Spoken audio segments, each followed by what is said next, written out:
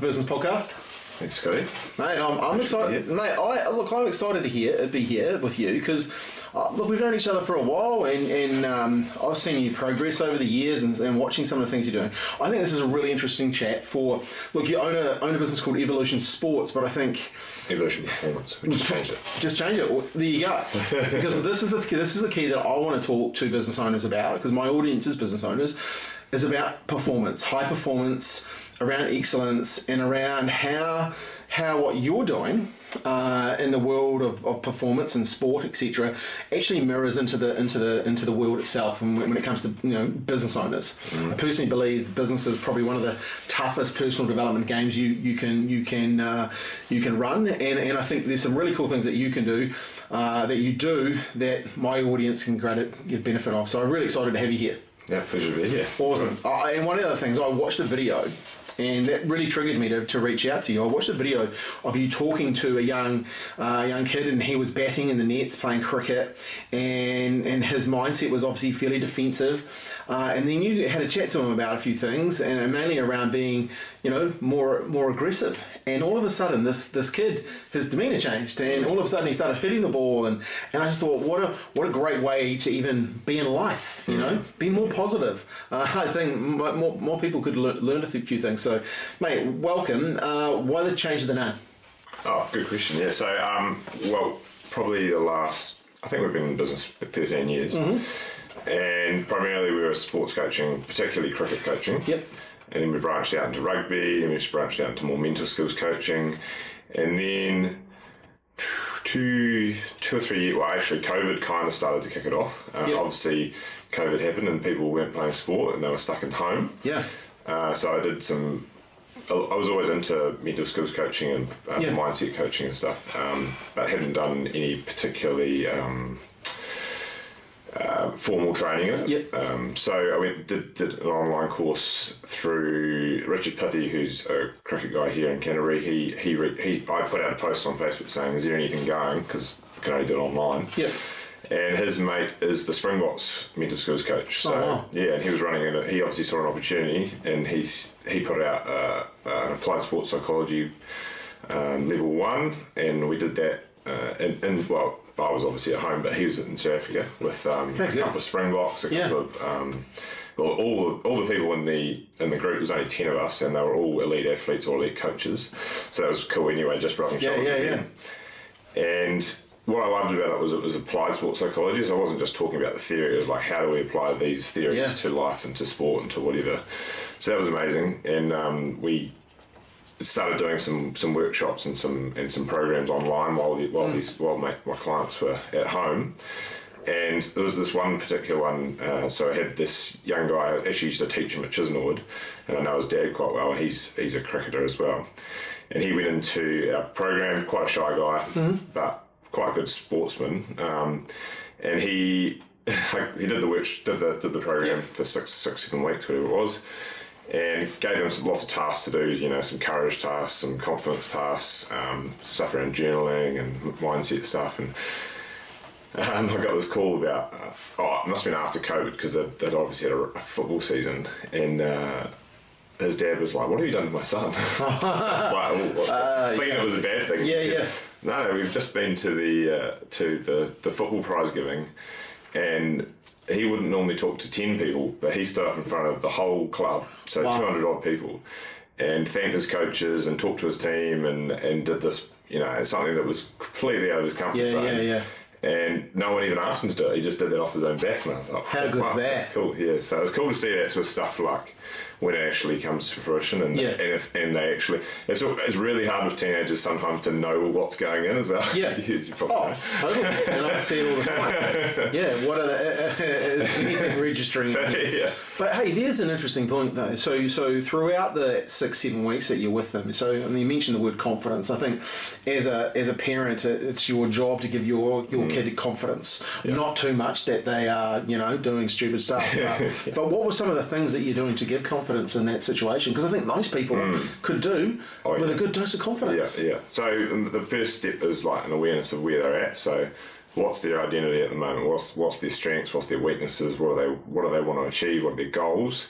So once they've got that, then we do this thing called identity shifting. So it's like, where do I want to be? Who's the person I need to be this person I want to be? And then what are the steps I'm going to do to get there? So everyone does outcome goals. I want to make this team. I want to be an All Black. I want to be Black Cat. Whatever. That's fine. But you can't do a lot about that. That goal is just there, and sometimes it can be intimidating. It can be a bit too much, you know. Yeah. So we focus more on the process goals. So what can I do each week? You know, am I going to be doing an extra couple of trainings? Am I going to start going to the gym? Am I going to eat better, sleep better? All those little habits that you can build towards it.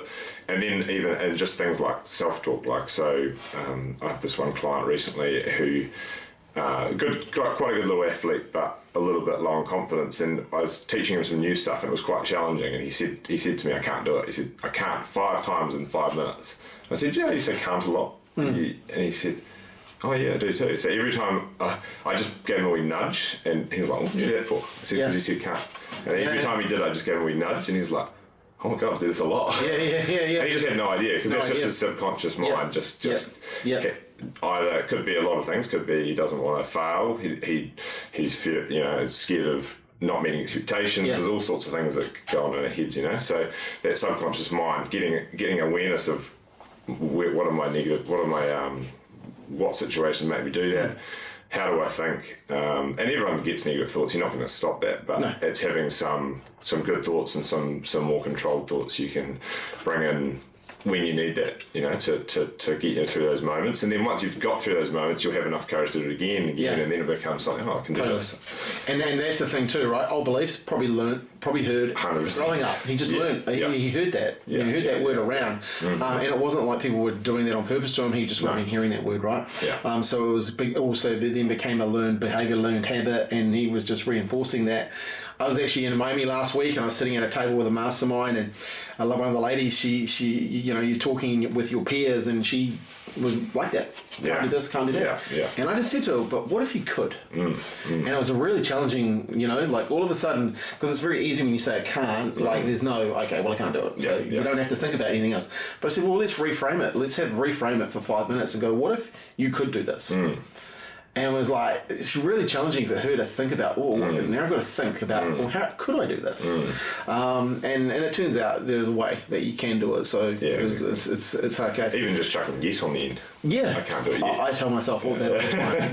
Yes. There's so many things I couldn't do 20 years ago that I've done now that I never thought were possible. And that's cool, right? Because you then challenge your brain and you challenge your circumstances and where you're at to go, it's a great way to do it. It must be very rewarding to get those phone calls though. The dad would have been super proud. And you're part of that, right? You're part of that whole process. How much do you think when you look at mental skills and you look at the athletes that you're even coaching, and the reason I ask this question is in the context of business, you employ a lot of people and not all of them are high performers, but the ones that are, I also find the ones that just want it and get it end up beating some of the high performers anyway. Have you found that with kids? Some of the kids that just got it up here actually beat the guy or girl that's better than them at the game? Totally, yeah. I mean, that's what mental skills is, right? Like, it's the ability to access those skills under pressure and when you need it. And there's so many guys, especially in sport, where you can be just physically bigger and stronger. And you can have that success purely because they're there. Because your size. And then the little tackers who are battlers, they build resilience, they work a little bit harder, they've had a lot of failure and they get up again and get again, and they have to learn the skills, and then they catch up physically, but they've got the mental skills behind them, and they're the ones that actually often do well. So it's, totally. And I think you can't have, you can't outthink, but the mindset thing is still just a piece of the puzzle. It's only if you can't outthink a bad diet or not training enough, but it's going to give you, I always think of it as like, this is your ceiling for potential, and most people probably sit around here, it's just going to get you a lot closer to that ceiling. I can definitely see how, when you see a high performer with a high mindset, how the game is definitely at a different level. Yeah. Lucky enough to go to the NBA last week, and when you just see an athlete with the mindset as well as the skill set, it's incredible to watch, right? It's another level to see that person performing under pressure, and actually, wants the ball. Yeah, that's give it to me. I'm the person here. It was really cool to see. So I definitely. What about you? It's a good point, and I think a lot of people, especially maybe in the business world, they have that goal. You want to get to this amount. I'm going to do this. I'm going to get this many sales. But I like what you said about process. Break that down a little bit for us. What should someone go through? Give my audiences, they're business owners, and they would love to get some insights into that. Yeah. So when we do our goal setting, we say, right, what do you want to achieve? So nail those outcomes, and they usually start at the top. So then it's like, well, you're not going to be all that tomorrow. So let's go to you're 13. What do you need to make the team there? Down to 15 categories. Yeah. Cool. Or the first 11 or the third. Yeah. So it's breaking it down to what team. I think if you watch the Rich McCaw documentary, he really nailed it down. Like, this is the team I'm going to make this year, and this is the team. Just little steps, because maybe being an All Black, and then I think he's always went on about being a great All Black, and not just an All Black, is, you don't need an elephant, in one bite. It's little bites, and so it's just knocking off those little things. And then what can I do to achieve those? So having, what's the extra things that I need to do? Do I need to get a bit stronger? Do I need to work on some mental skills? Do I need to work on my outside sport stuff? Because, if you're not a happy person, you're not going to be a happy athlete. And then we also do some things like, what are the likely obstacles? Because if you can think of what the obstacles are and have a solution in mind, they're less likely to trip you, because a lot of people, the obstacles come up and then they go, well, that's so much for that, and and it stops. So if you've already got those in place and you've thought them through and thought, if this happens, if I get injured, which is more than likely going to happen at some point as an athlete, what am I doing? I'm doing a rehab. I'm going to get upset for a little bit, but I can accept it and do everything I can to get to the next space and use it as an opportunity. You hear a lot of athletes say, well, I couldn't do so much physical stuff, so I had to work on my mental game, and that actually was an opportunity that if I didn't have that injury, I may not have become the athlete I would have come. So. Well, look at COVID. If you hadn't had COVID, you may not have gone into this area, right? So turning something in that can be seen at the time as frustrating and a negative, turning into a real positive. I like looking at obstacles. I think that's a great thing. Anyone, whether you're in business, whether you're in sport business, whatever, you can definitely look at that, and that's probably not done enough, really. I was just thinking from my own perspective here, when you're going to maybe do a talk, what could put you off? You miss a park, or look at all those obstacles that so you actually that is frustrated, or you don't turn up as it in your environment like you would normally do. We call that pre-mortem, because you're doing what could the worst things that could happen. Like, even if you just do it for a one-off performance, a lot of people talk about doing visualisation and visualising everything going really well, which is awesome, that's great. But also, if this happens, how will I deal with it? This happens, how will I deal with it? Then your brain, it's just giving your brain mental reps. And those mental reps are neurologically as good as the physical reps. It's something that's probably, and again, underutilised. So how would a business owner use that? How many business owners use mental reps? It depends on what they're trying to do, right? So, if you're trying to go into a boardroom where you're trying to sell something, or you're trying to, maybe you're having to start a podcast, maybe doing anything that's something you're going to have to do, it's visualising what you're trying to do. So, actually closing it. Some people, it's quite interesting when you hear people talk about visualisation. Some people do it from third person, some people do it from first person. But if you can really nail that and get it down to like your senses involved, and you really physically, you almost feel like you're there, and then it's just simulating activity, and it's just a mental rehearsal. So when you get there and you're in the boardroom, you're not as nervous, you're prepared, and you feel ready, and you're more likely to nail it. I remember going to Toastmasters, and they actually teach you that, right? They teach you a lot of this sort of stuff at Toastmasters when you're giving a speech, and then how to control your breathing in that environment. I always remember the first time I spoke in front of a big crowd. There was like 450 people, and the lights were so bright you couldn't actually see the crowd.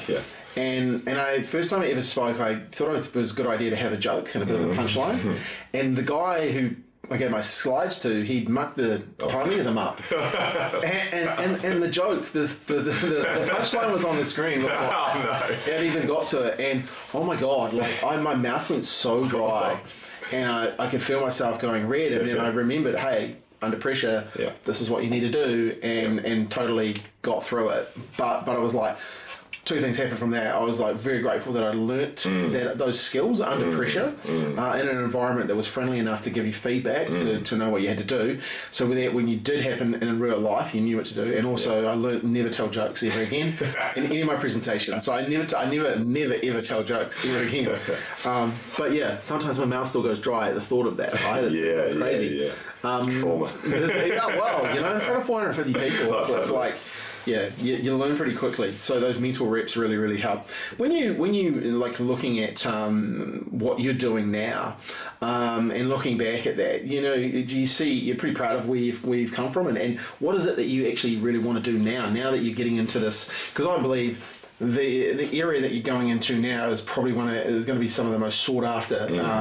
You know, as especially even in the business world, as corporates want to have more people performing at a higher level.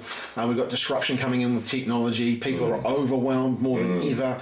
I think the ability to control this up here is huge. Where do you see this going in the future? Yeah, so moving from so we're still going to have a part of sport, which is my passion. But when I went to the workshop with Dave, and that was when the penny dropped about doing this more in the corporate space and just any space really. So this year I actually did a brief science practitioner's certificate, which was actually pretty gnarly course. Actually, it was pretty tough. I've got unattentive ADHD, so it's doing any sort of really gnarly sort of study can be pretty challenging. But it's amazing. And if you told me 2 years ago that I'd be teaching breathwork to people, I would have laughed at you, because that's not really something I would have thought was even related to performance. But now I'm just like, why are people not everyone doing it? So I mean, it's and the thing I think we've sort of gone. Performance was kind of the plan, but then I've also gone into that kind of wellness space, because you can't perform unless you're well. And that's probably something that business owners neglect a lot. You know, the hustle is important, and everything gets put on the business, but then we don't look after ourselves. And often businesses are pretty dependent on either yourself or some particular people. And at some point, you can actually operate at a pretty high regulated level. But not sustainably, and you'll fall off the cliff and you'll burn out, and that can be pretty gnarly as well, and pretty bad. Like you can be in hospital from that sort of stuff. So when you think about that work, then talk to me a wee bit about that, because I find that really interesting. Like, you know, an employer of a number of people, and we work in a reasonably high pressure job. You know, like it is marketing at the day. But one of the things I always tell people, when people say, "Oh yeah, you're doing marketing and social media, it's not that important," and I was like, "Yeah, but." What you don't understand is people give us money to make them more money. You know, and I don't know about, most people like their money, right? And when they give you their money, they want more money back. And we take that really deadly seriously, right? So talk to me about how, you know, the work you're doing there with breathwork and all that sort of stuff would work in. So we started this Thrive Under Pressure workshop, which was so I went on to Dave Wood is this integrated training coach, so he coaches a lot of the high-end athletes, Israel Adesanya, Joseph Parker, Sale GP, the Warriors. And I kind of watched him and thought, wow, he's doing some cool stuff. And I went on his workshop thinking it was an athlete workshop. And there was two or three people there that were athletes. The rest of the people were CEOs, business owners, corporate managers, etc. And that was when the penny dropped. And I was like, I can teach. This is the stuff we teach to athletes. But it's just a different context. It's about I kind of liken it to teaching a box. You can't really teach a boxer how to box without being punched in the face. Totally. So when we go to if you go to a workshop and it certainly helps talking about, you know, your processes and things like that, but when you're under pressure, you actually need to feel pressure and simulate that pressure and then apply the skills. So that's what those workshops we do. So we might chuck someone in an ice bath, and that's going to immediately put you under a bit of discomfort. Your heart rate's going to increase, your breathing rate's going to increase, you're probably going to hyperventilate, you probably want to get out. And then we just teach them to slow their breathing down. We teach them better breathing mechanics. There's a thing called the performance breathing gears, which is really helpful for managing stress, anxiety and fatigue. And then every single person, we've probably done it with 300 or 400 people now, every single person gets out of the ice bath saying, that wasn't as hard as I thought it would be. It was actually quite pleasant by the end of it. Yeah. And actually, it was quite easy to manage, whereas you see a lot of people, even if they're just doing it online, like ice baths are quite trendy at the moment. Yeah. And some people just jump in there and they just hyperventilate and get really stressed, and that's actually not beneficial at all. No, can't imagine it. But so it's doing that sort of stuff. Then it's like identifying their limiting beliefs. We do stuff like working out that identity shifting thing. We do that with business owners, because that's really easy. That's really easy to, like, where you want to be as a business person or for your business. Yeah. And then we can do them as teams. So a lot of time we have individuals come, or sometimes we do it for a whole corporate team. Nice. And then that can buy into a lot of, like, we'll do a bit of vulnerability stuff, we'll do a bit of team building stuff. Yep. So, like, for instance, we had this activity, we just did a vulnerability circle where people were just sharing a few things about themselves, and this one guy at a workshop was like, oh, actually the last couple of years have been pretty tough. I've had this happen, had some close people pass away, a couple of people had some illnesses, some real struggles, and he hadn't actually talked to that to his team before. And then another mate was like, oh wow, that's happened to me as well, and that's happened to me, and they had all of a sudden they had this bond, and then they could actually get the sort of let the guard down and actually talk about it, and then actually support each other at work. Because sometimes at work, I think you just get stuck on your work, and and if you don't have that opportunity to a bit of support and the chance to sort of debrief some of the stuff going on at home or outside, you're probably not going to perform at work either. No, exactly. We look at it here, we create a very safe environment, and we've done some exercises over there, especially over the last year, and which have really, really helped build those bonds, because people have shared things, and I think that's good in a healthy environment. And I think especially when you're employing today, you've got to want to be a bit more vulnerable yourself as a leader. Totally. Because if you're not vulnerable, then you can't expect your team to be vulnerable as well. When you're talking about identity shifting, I find that interesting. So what happens? Someone comes in, and obviously through a conversation, do you get out of them where they want to be, or where they see themselves now? Like, do you get across a lot of people that find themselves stuck? Yeah. So a lot of people, it could be. Well, it's all very different, but there's usually some things that they want to get to, and there's usually a few things that are holding them back. Yeah. And sometimes they don't even know those things, like some of their limiting beliefs, they're just something they've had for their whole life. As you said, they've probably heard it from their parents, or sometimes I actually had a student come on one of my workshops from that I taught years ago, and one comment that a teacher said to her when she was 7 or 8, and she still holds on to that dearly. Yeah. And if you don't actually go over that and work through it, then it just sticks with you, and then you could take that to your grave. It's just working out where they are, where they want to be, how we piece the puzzle in between to get them to that point. Giving them some exercises and some activities to do there. And what are those exercises mainly? Are they like writing stuff out? Or journaling can be great. Journaling's really good. And that's really helpful for me as a coach actually as well, to like see where they're at, because often you have those thoughts and you just are there and then you forget about them. Or if you actually write them down, and then you can actually get a bit of a picture. Even for them, like I actually did this over lockdown. I really wanted to make lockdown, rather than be a negative, go, right, this is an opportunity. I hardly ever have this much time on my hands. No.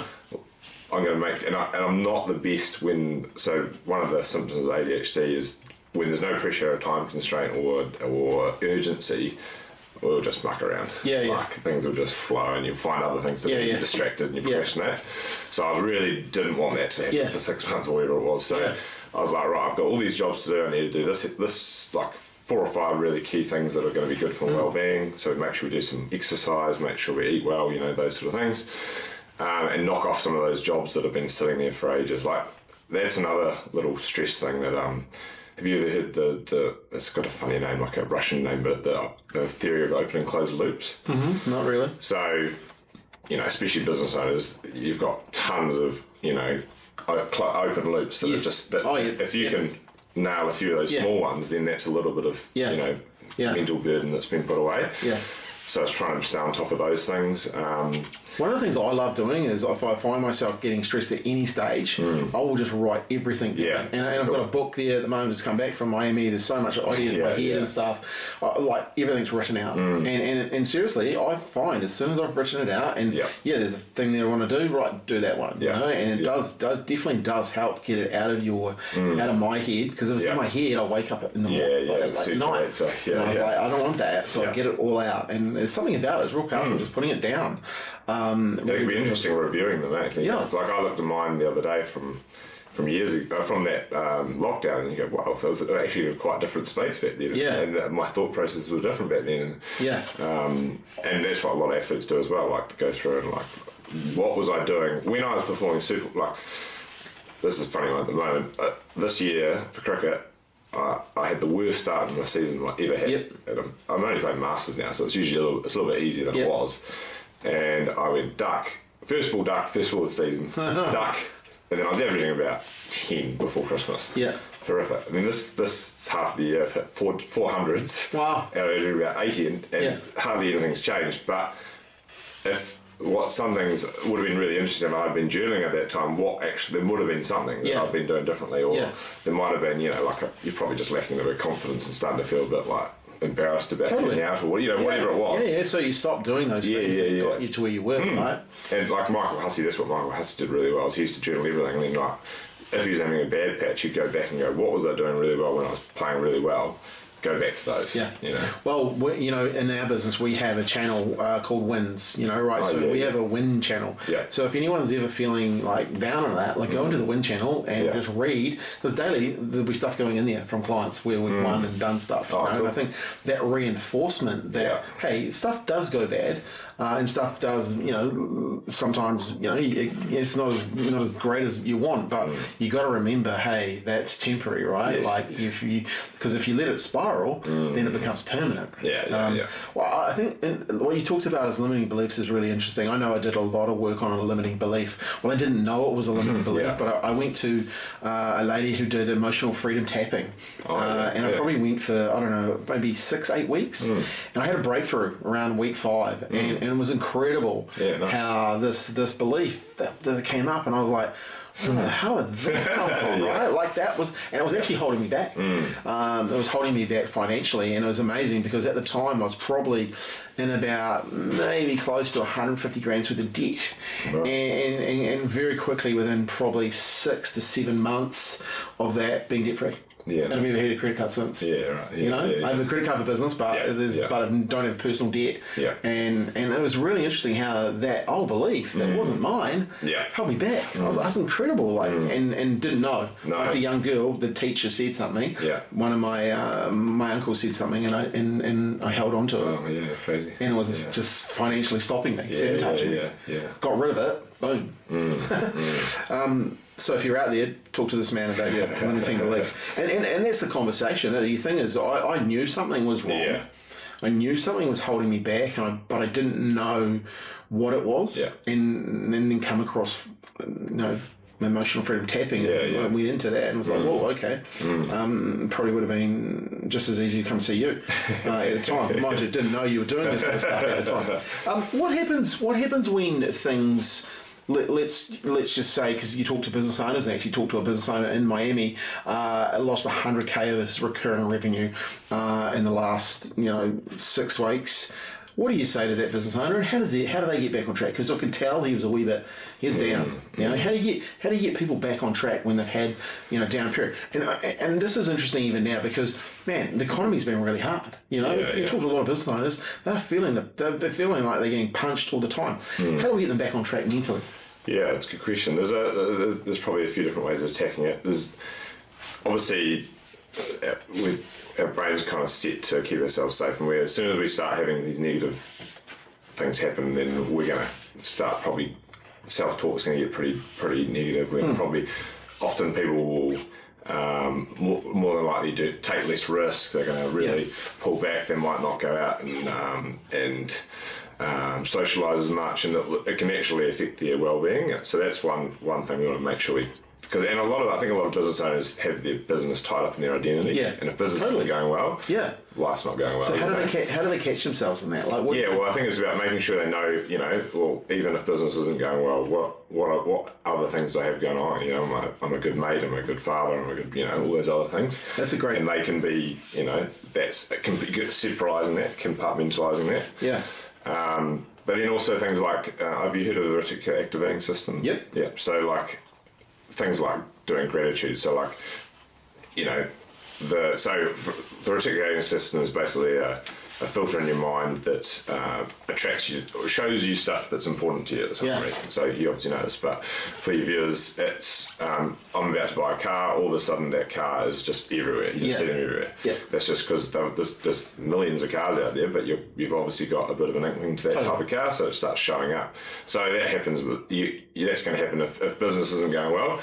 And you're thinking about that type of stuff, then your brain's going to keep showing you evidence that that's not going well. So gratitude's a good way of doing that. So it's like, what am I grateful for? There's so many things. We live in New Zealand. We've got a pretty sweet. You can be grateful, right? Dig deep, people. Yeah. Like, seriously. But obviously then it's not like, you can't just go, happy thoughts. Life's still going to be, there's going to be some tough time there. Yeah. Interesting story with that. I was listening to a podcast recently with Robert Hirschfeld. Do you know who he is?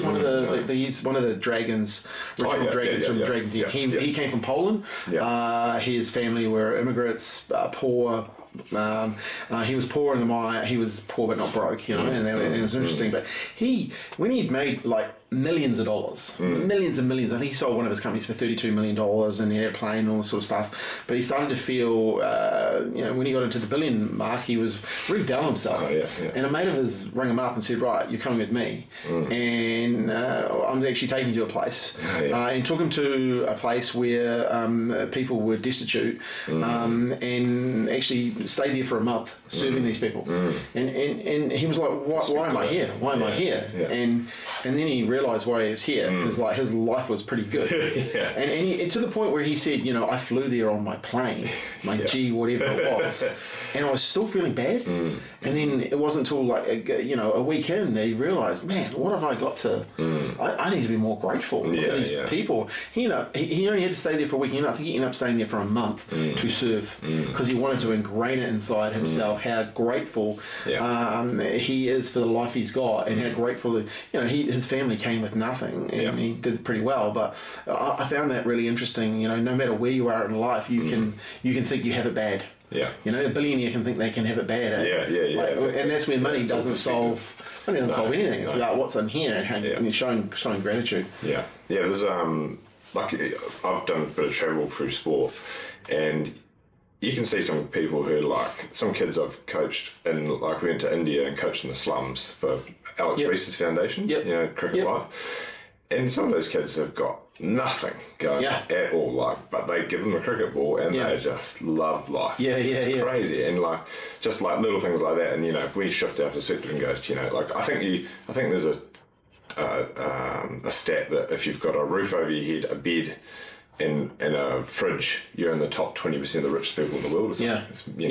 So it's all your perspective. When you see what else is out there. I did like what you said though, catching yourself around. Okay, what else is going well? And I know if a lot of businesses, their business owners, their idea is actually wrapped up in their business. So actually pulling that apart and going, what, I'm actually a good friend. Find stuff that you can, and when they've done that, what do they need to keep doing to keep bringing themselves through?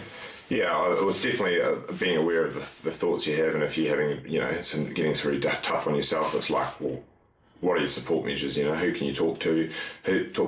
Might be other business owners, it might be a counsellor, it might be a mental skills coach, might be just literally going and just talking to your mates.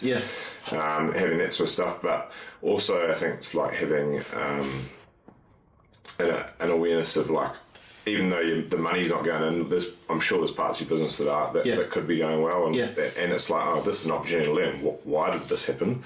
How can we go? Obviously, something was going well to get to where you were. And then just make a plan to what can we do about this. And that's the thing. I think acceptance is a big one. Like, okay, it's happened. Yeah. There's no point in dwelling on it. Yeah. But let's learn from it, and what can we do to get back to where we were, if not better? Yeah. You know? Yeah, because it's happened. We can't control. We can't take it back. Yeah. It has actually happened. Yeah. What can we learn from it? Well, and when you think about some of the situations that you got yourself in personally, have you seen how that's really shaped you where you are today? I mean, we were just talking before that, you didn't like going into water at all. Yeah. So I was 8 years old. And the Rakaya huts, we used to live on a farm, and we were just paddling around in the huts in the water there, and the river swept me out. Wow. And I can remember being on my last breath. I wasn't a good swimmer back then. I hit the bottom of the riverbed and popped up for my last breath. I was like, "This is it, I'm done." Oh wow! And my mate's 18-year-old brother swam out, pulled me in. Whoa! Didn't quite have to give me mouth to mouth, but I was coughing up water. Yeah. And ever since then, I just stopped putting my head underwater. Yeah, you wouldn't have been. I just didn't like it. I still went to the beach, still swam, still did like water sports with a life jacket. Yep. That's fine. Yeah. So then, and then I just had this limiting belief that I can't swim, which was true. I couldn't swim, but that's only because I hadn't let myself learn. Yeah, because you nearly drowned. Yeah, and then you get to the point where you're 40 years old and you can't swim, and the thought of learning to swim is like, what's people going to judge me? Yeah. So anyway, this luckily I did this. Well, luckily I trained for this CrossFit event last year. Well, actually, no. The reason we talked about that was in Dave's workshops we had to do that underwater thing. So we had to go.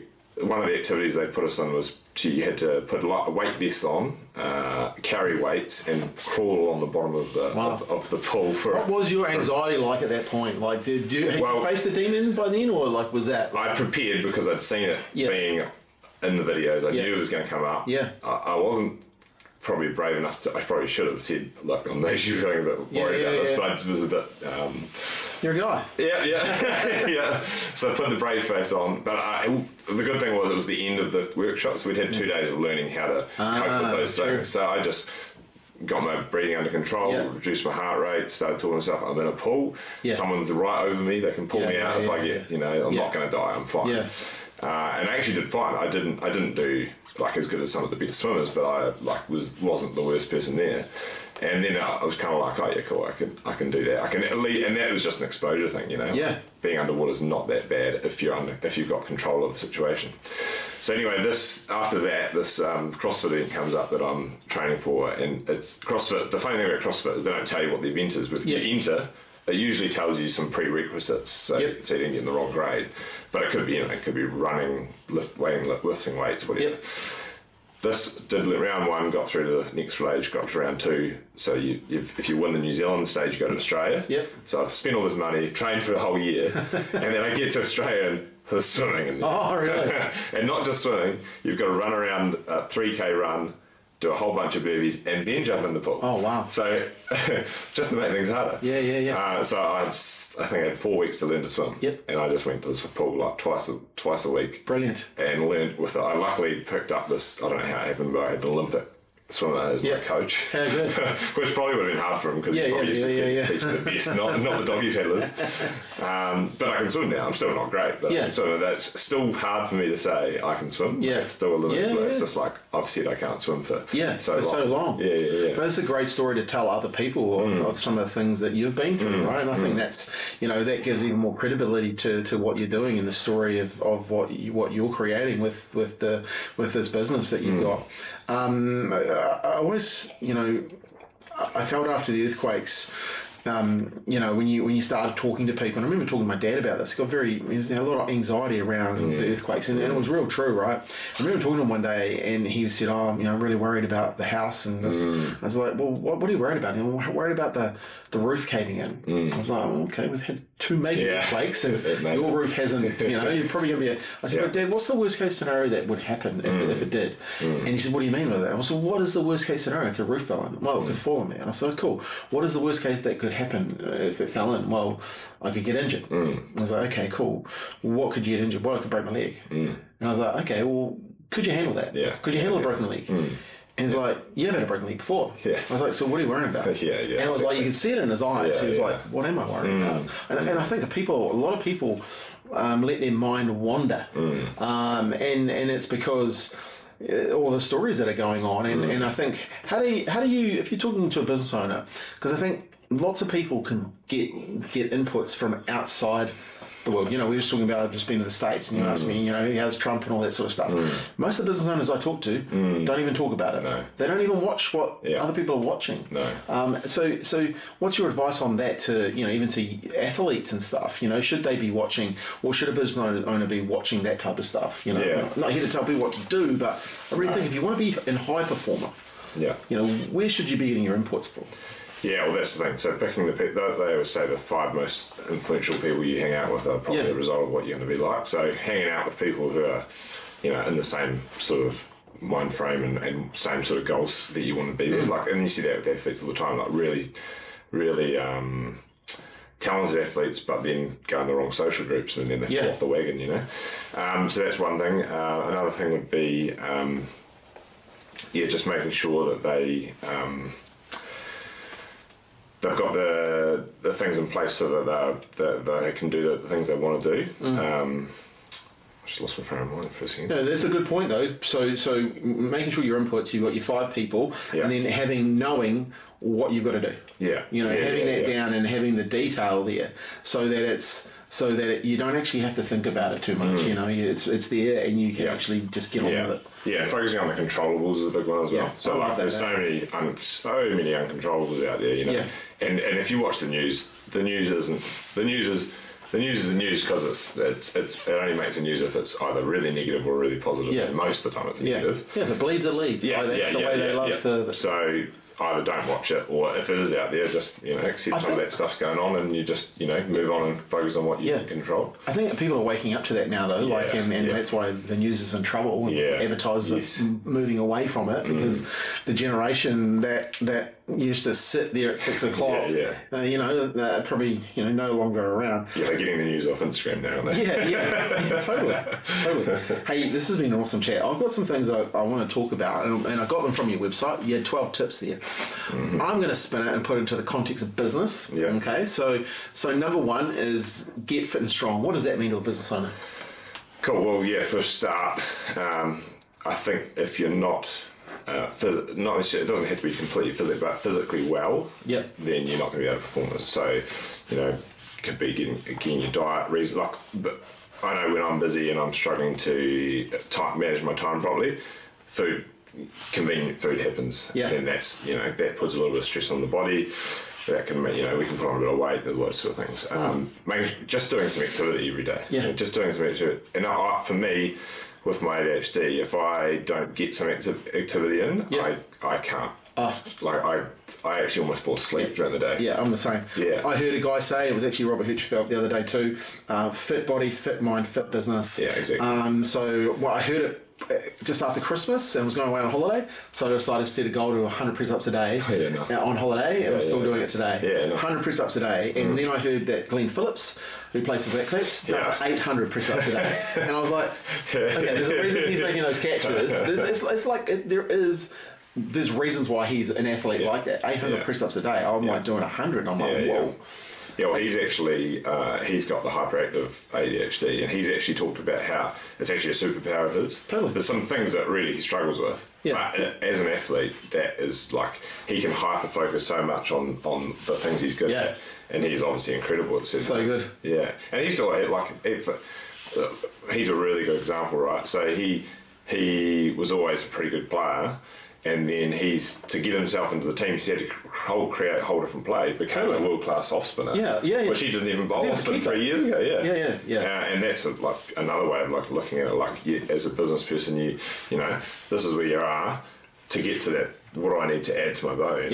What are the skills I need to do? Who do I need to get in? I know personally, I used to call my business a side hustle. Yeah. So I performed like a side hustle. Yeah. And now I'm like, no, this is my business. This is my business. It's full time. Yeah. I'm working, and now it's starting to perform that level. Yeah. But if you limit such a great realisation for yourself. The thing I do on the side. Well, it's a lack of commitment. As well. It's a bit of it's just a side hustle. So if it doesn't go well, I kind of go catch my bets.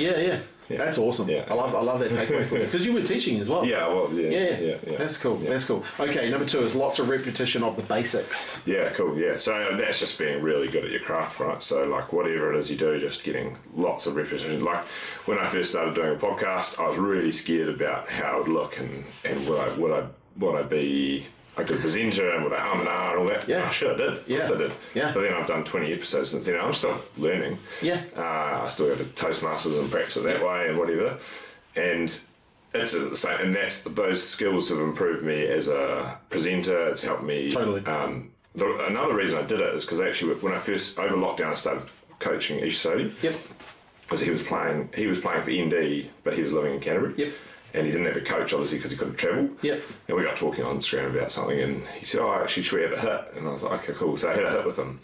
And I was getting I had massive imposter syndrome. Because I was just a club cricketer. Yeah. Don't know anything about leg spin. Yep. How can I help this guy? Which is stupid, because I know that as a coach, all you need to do is challenge people, ask good questions, and you can know nothing about the sport and actually be a very good coach. Yeah.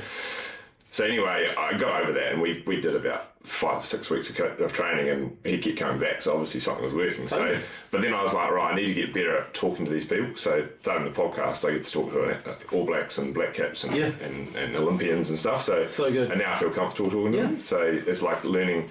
Just getting good at those things you need to do, and getting really honing your craft, so you have confidence and you're competent, and that's how you get confident, right? And the best way to do it is do those repetitions. Yeah, like do some of the basics and also like you just have to get out of your own way. There's no way you're going to get to 100 podcasts if you don't do one.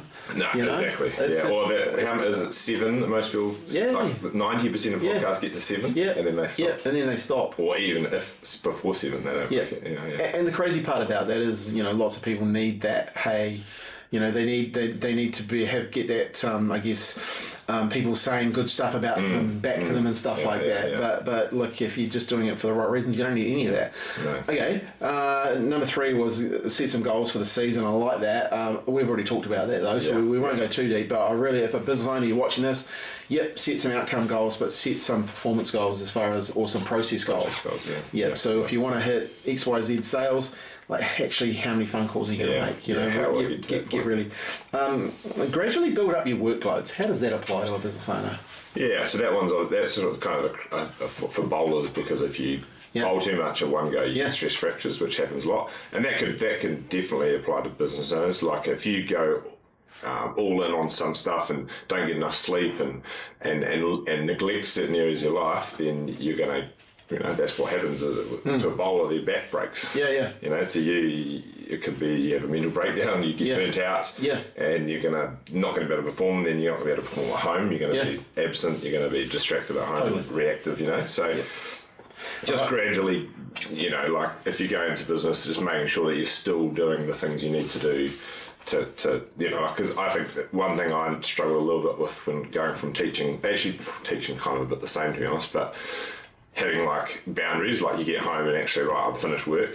Or for me, I actually tend to do work till 6 o'clock when my wife gets home, and then we have 2 or 3 hours, and then I'll try and do if I have to do some extra stuff, do it after that. So it's like I'm not, because you always got access to your emails, don't you? That's that thing in your pockets, always there. It's crazy how that has definitely changed the way people. Work today. This one's left field, but I reckon you'll come up with an answer. Play some indoor cricket. How does that relate to a business owner? I can work with that one. I've got some thoughts. Yeah, so that in cricket, a lot of people say that indoor cricket is not that good for you. I disagree, because it's just a modified version of cricket. So you learn different skills. You're under pressure a lot more. It's quicker. So it's just a different form. So for business, I would say.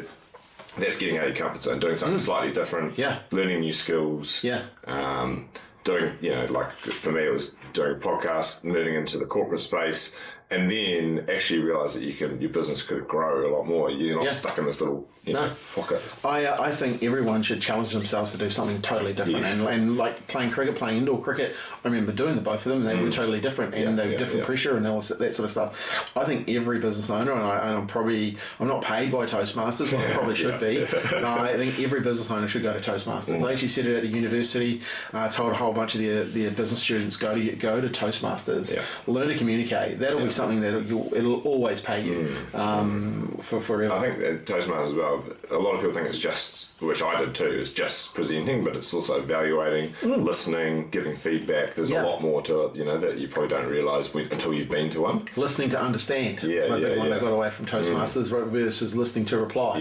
Which most people are up to, right? Okay, video your form. Yeah, nice. So that one's just so for cricket, we're obviously looking at.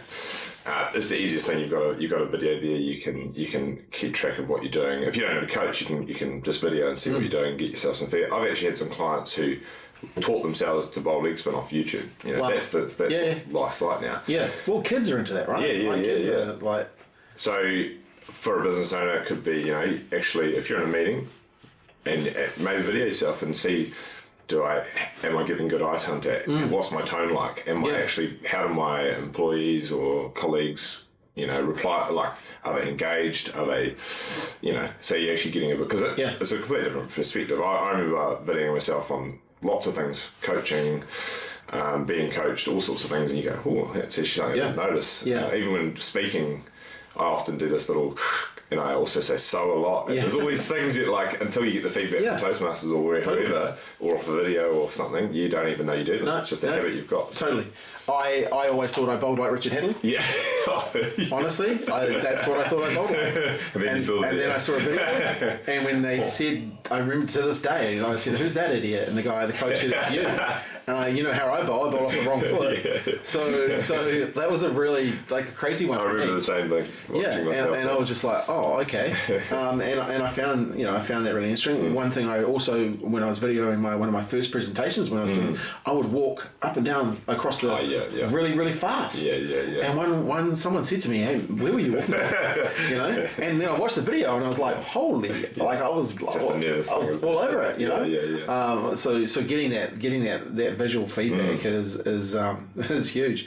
Plan to plan a social team or that's a social trip, I think. A trip? Yeah. So I think normally every year we used to do a pre-season trip, and that was purely just there was no cricket. Sometimes we'd play a pre-season game while we were there. We actually used to invite Spark to come.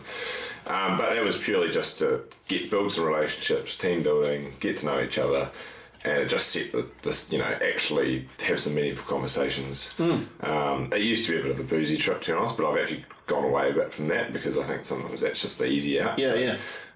Trying to do it more like going out on a fishing trip or going and golfing or something like that. Business need to be doing it. Totally, Building that into your work environment, because I look at this. You're with people for a lot of time, every week, 8 hours sometimes, every day. It's a lot that you're there, so you actually have to build those environments. And happy teams perform well, right? Yeah, they do perform well. Well bonded, good relationships. They'll perform better. The next one, I'm not sure if this how you can relate this into but it's help your club. Oh no, we can do that. So that's just giving back, right? So for a business owner, it could be often. There's opportunities to give back to. It could be a club, it could be a sports team, it could be a cultural group, anything like. There's an opportunity that, as business owners, we are lucky that we can, often take, bring our own income in. We've probably got some tax benefits we can do as well. So, how can you give back to the community? Totally. And the community is how you make your money too. So if you're not looking after them, then they probably won't look after you. And if you go look after them, they'll look after you. So. I learned that from very successful business owners that are now clients and have been clients for a while. I really struggled early on when I was talking to business owners, because I was told that business owners were greedy, business owners were money hungry, business owners were all this, and I grew up with that, and that's just what I grew up with. And that was the way the lens was. And then I got into business, and I vividly remember going and meeting these two gentlemen, and they took me out for dinner with their wives, and they were so friendly, and then they paid, and then they were so open with their information and advice. And I said to my partner at the time, who's now my wife, I was like, what do these guys want from us? What do they want? But then it dawned on me that what I was led to believe, these guys were doing stuff in the community, they were helping people, they were raising money, they charity auctions. They were bidding on stuff and giving, really putting, and it changed my whole paradigm around business owners. So you see a lot of business owners willing to help. I know for us, we've got 2 charity partners that we work with, cool. And we're proud to put in the effort to actually help those. But once again, you help them, and then all of a sudden other people see you helping them, and they, so it comes roundabouts. Not sure how you work this one in, but work with a coach. Oh, that is easy. Yeah. I mean, there's so many different ways as a business owner you can improve. Like, could be you marketing, you guys are coaches, really. Yeah. It could be getting in. So I did last year. You came in and presented about Hamish Anderson's business course, so small business and project management. And one thing that I remember him telling me was, if you're not good at something and it takes you a lot of time, outsource it. Yeah. And I used to think, but it costs, but even if it doesn't cost you physical money, it's costing you time, which is costing you money. Yeah. And it's costing, and you suck at it, and you're not enjoying it. Yeah. So what's the point in you battling away doing it if you can't? So if it's not a coach, it could be outsourcing it to someone who can do that job better for you and make your business better. And that's something I'm, working towards now is right. These are the things I'm not good at. Who can help me do it? Yeah. And that frees up more of my time to make money another way or help the business out, Every time I've had to jump in and come up with a coach, and right now we work with one of the best EOS coaches in the world. He's an American guy called Lynn Askin, had him on the podcast last week. Oh, cool. And absolute, been there, done that in this digital agency space. So why wouldn't you go and get the best? Yeah. And I think a lot of people leave themselves short. I always say employ your weakness. Yeah. There's a reason I'm doing the podcast because I like to talk and ask questions. There's a reason I don't edit the podcast. I couldn't do that. It would physically take me 2 weeks to edit this. Where I've employed someone and they do it and they're better at it. And they enjoy it. Yeah. Okay. This one will be a good one. Fielding. Okay. How do we relate that to business? Well, okay, so the reason I put that in is because I think fielding is the most neglected. That and mental skills are probably the most neglected part of cricket. So everyone bats, everyone bowls. We have nets all the time. We're always doing that. But more recently, young guys come. When I was a youngster, I remember coming into the team and I was like, well, I'm not the best batter, I'm not the best bowler, but I can sure as hell be the best fielder. And I was a gun fielder. These days, kids come in and you have to hide them. Not always, there's lots of good fielders, but there's definitely people. So I would say that's like the small things in your business that you neglect. That how can you make sure you actually know those little things that are holding your team back, or that, if you come in and have to do them, are you just doing a really bad job at them? So it's working on those weaknesses, all those little things that you neglect. Exactly, and if you're even inside a business here and you're an employee listening to this, this is how you make yourself more valuable. Going and finding the skills that the boss or they don't have, you can make yourself more valuable to the marketplace. I will tell you, the person that will be up there when it comes to the IPL and their what money they get, it'll be Phillips. For the fact that he is a fielding demon. When they come to look at the piece of paper and they go look at the skill sets, who are they talking about? This whole championships. They were talking about him. And they were talking about him and another guy called Jonty Rose. Did you see he was fielding during the week? Unbelievable. 55. Unbelievable. But he's worked on that skill, and that skill is now translated into the market, and he will be one of the highest paid cricketers in the world because of that one skill. I know he's a good batter and he can bowl, but that skill, because that skill can change a game. Oh, totally. And that's what I want as a business owner. What is that skill that you could be learning to change the game? I know for me personally right now, it's AI. I've gone so deep into some of the best training in the world. That's why I go to America to get the best training in the world. I want to be better myself at that, and I'm taking ownership. That is the fielding aspect to what we're doing right now. A lot of people are scared of it, right? It's so time. I love it. It takes so much time. And there's another level to where it's going to. I want to be on the cutting edge. I think this one was do some testing. So for testing, that would be trying to work out where you're at. So you've got some baseline, so you can go, well, next year did I improve? Where am I at? So there's lots of ways you can do it. You can check your figures, check your sales, check your social media engagement. There's so many. It's just finding some things that you, in sport they call them. What do they call them? can't think of the word now. KPIs? Yep. KPIs, yeah. So, where are we, key performance indicators? What do we need to do for our business to work well? Totally. And then actually so you can track it, We Otherwise you're hoping. Exactly. We work in a 90-day world because hope's not a strategy, right? Like you have to be very strategic. We work in a 90-day world. We have a thing called rocks. Yeah. Rocks are the big things that you're going to get done in the business that are going to drive the business forward. And then under that you have a scorecard. Yes. And that scorecard really allows you to see what's working, what's not working. So that testing piece. Very cool. I love this one. I know what you're going to say here. Well, do I know what you're going to say here? Play overseas. Yeah, nice. So that for me, for cricket, it was, a chance to go play in completely different conditions, get to travel, learn the game with different people, and so it's a whole nother experience. So, same thing with your business. Where can you take for us, we used to just solely do Christchurch, and now we've gone out to North Canterbury, Rolleston. We've done stuff on the coast. I'm actually going to coach in Bali for the Cook Island women's team, taking a tour over there. There's always opportunities, and some of them are really lucrative. Some of them can be just like the Cook Islands one, certainly not financially lucrative, but it's a cool opportunity, and it's going to obviously, cool place to go. Yeah, totally. Like so, and personally, I just love working with those teams that don't have much. So it doesn't always have to be dollar values. No. It's personal values and what.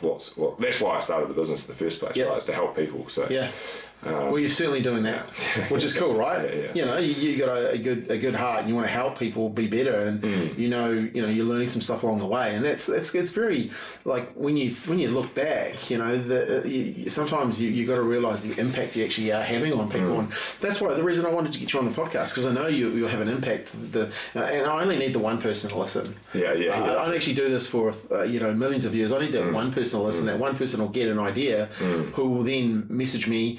3 or 4 weeks' time and say, that podcast you did with Dan was really awesome. By the way, I've done this, and this. Cool. Or I was struggling with this, so I started journaling and writing things out, That's who we're doing it for. And I know, you're helping people. And once again, the kid that you help to be more attacking versus defensive helped me have a conversation with my son. And I'll get him to watch the video. It was a really good tool versus dad telling him what to do. Yeah, that's right. Yeah, that's a good one. Like, I find it's being curious and just asking questions rather than I think that's what I noticed that, and that can be for business as well. People hate being told what to do. Totally. But they love being asked questions and feel like they've got an input into the conversation, and then you actually go, that's actually completely not what I thought. Like, I've had clients where I've asked questions and gone, holy cow, that's the complete opposite. And sometimes even gone, that's a better answer than I was going to give you anyway. But they the fact that I'm not telling them, they're more likely to listen. And it's more beneficial. It's their answer. And they almost always find the answer. If they don't, I'll tell them if I need to. But and I see that in the nets a lot, is just being told. Or what a lot of people do is just, you're not doing that right. You're not doing that right. You're not doing that right. And imagine if someone was sitting next to you at your desk at work and telling you 5 minutes every 30 seconds you're doing something wrong, you'd probably punch them in the face. Well, you wouldn't be happy with that, would you?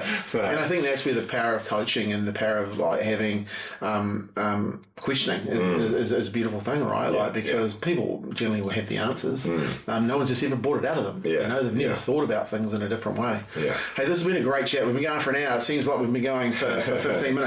I always like to finish our podcast with a bit of a, put you on the spot a little bit. If you were starting your business again, what are 5 things you'd do differently? Cool. Yeah. So one would be care less about what other people think. Beautiful. Massive. And I think that applies to just life in general. So embrace failure. So just give things a go and stuff it up and learn. It would be curious, so just constantly looking for the new, not the new shiny object, but just new, what can I learn, how can we help people? So that's 3. 2 more. I reckon. Probably, you go. You go. It would probably be. It would be just having the confidence to get out there and, for instance, it probably took if you look back at you, and you would have seen this in all the people you work with, if you look back at anyone, even the best in the world with content creation, their first post is usually rubbish. Oh. And I look back at mine, one were pretty bad, not terrible, but they weren't great. Especially, but even just your perspective at the time, it wasn't that bad. Yeah. And now it's also evolving because it's so much easier to make content, and the software's better and stuff. But you've got to just make it, just do it, and repeat and learn and get better and better and better. And I probably still don't quite create as much content as I like. Yeah.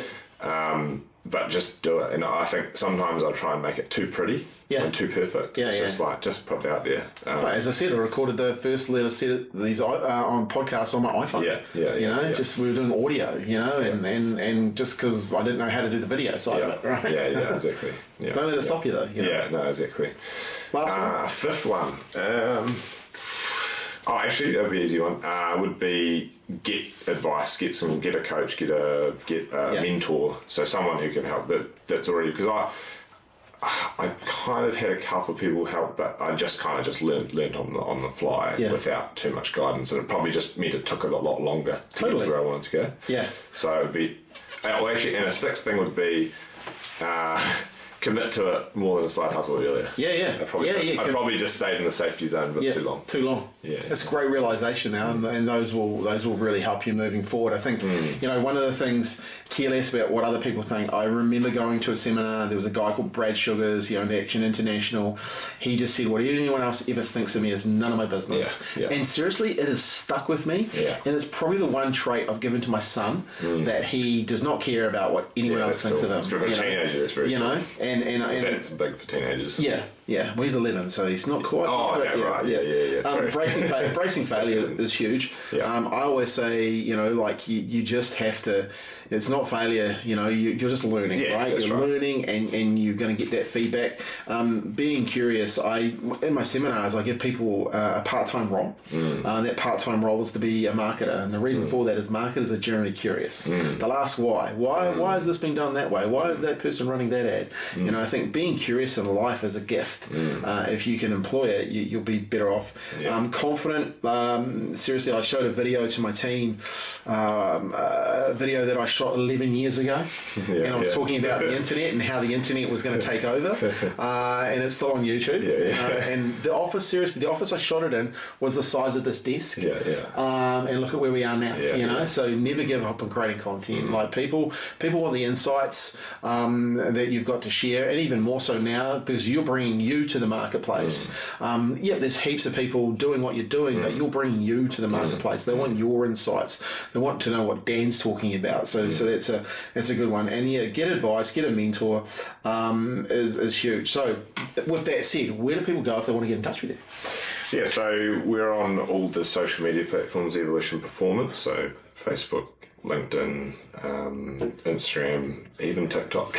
Nice. Do you know TikTok's the only platform you can put a video out and you can test the same video with different, so you actually give you feedback, and then go and put the better one on the Instagram. That's cool. Actually, I never thought about that. That's good. And our website, it's evolutionsports.co.nz. Nice. And then And the best way to is it you have a quick conversation with you? Do you have a process that you take people through if they want to, let's say a business owner wants to reach out and do some maybe mental skill stuff? How does that? Yeah, so if it's one-on-one, usually just have a chat. We can do it.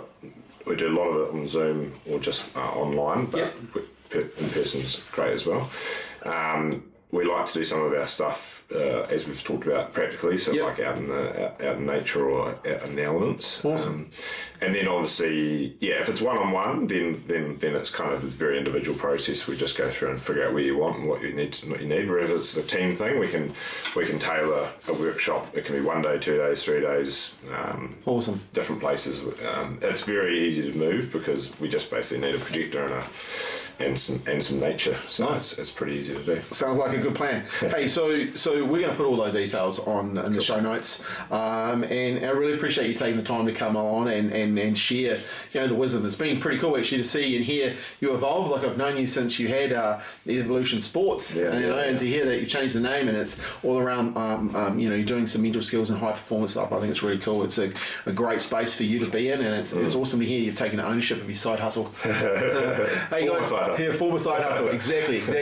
Hey guys and girls, really appreciate you listening to this podcast. Do me one thing, more people need to hear this. They need to hear what Dan's talking about, and how you can help is by sharing this podcast. So if you're on social media and you see the videos, etc., you see this, please share it, put it on your LinkedIn, put it on your Instagram, tag me in. I always love getting tagged in and tagged in, and let's help some more people get on the right path when it comes to their business and performing at a high level. So thanks for your time, have a great day, and as always, have fun, celebrate your victories, and take action. Cheers, Tim.